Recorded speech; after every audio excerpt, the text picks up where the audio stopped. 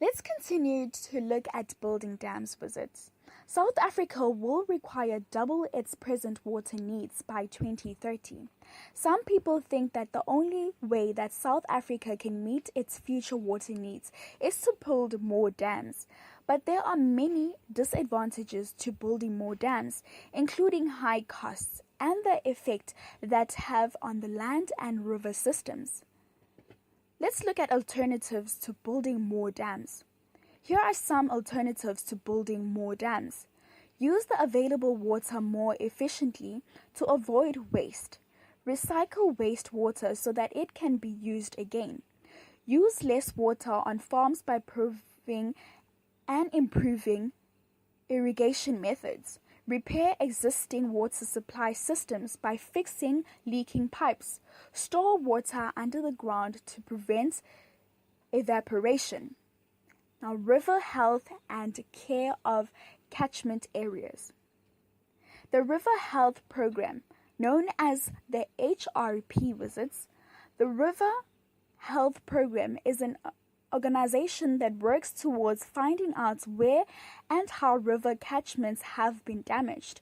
A river catchment is the area drained by one main river and all the smaller rivers that flow into the main river.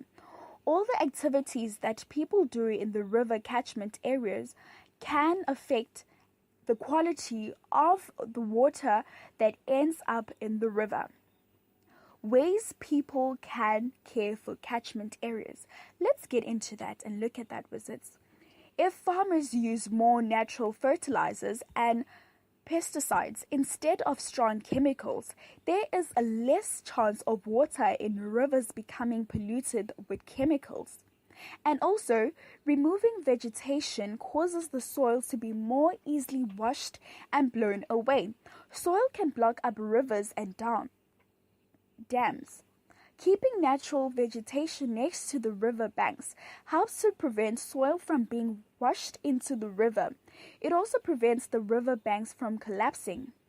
Some settlements use rivers as natural drains or sewers.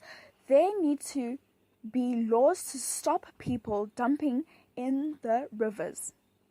Now, let's also talk about disappearing wetlands and why conservation is necessary. Visits. Wetlands form part of river catchment areas and are often covered by water. Wetlands are very important because they filter and clean river water naturally. They also act like big sponges and absorb extra water in river systems after heavy rains. In this way, wetlands help to prevent floods. Now, visits, you may ask, how wetlands are damaged? It goes as follows. Farmers draining wetlands to make fields. Farmers using wetland waters to fill up their dams. Removing vegetation and trees from wetlands, which reduces the amount of water the wetland can hold. Alien plants competing with the natural vegetation for the water. Waste from settlements, farms, and industries running into the wetlands, polluting it. Now let's continue to ask, why do we need to conserve our wetlands? Some plants and animals can only survive in wetlands. The more plants and animals there are in the wetlands, the healthier the wetland and river will be. We find wetlands in many parts of South Africa. They occur inland or near to the ocean. Inland wetlands have a fresh water and wetlands on the coast have salty water.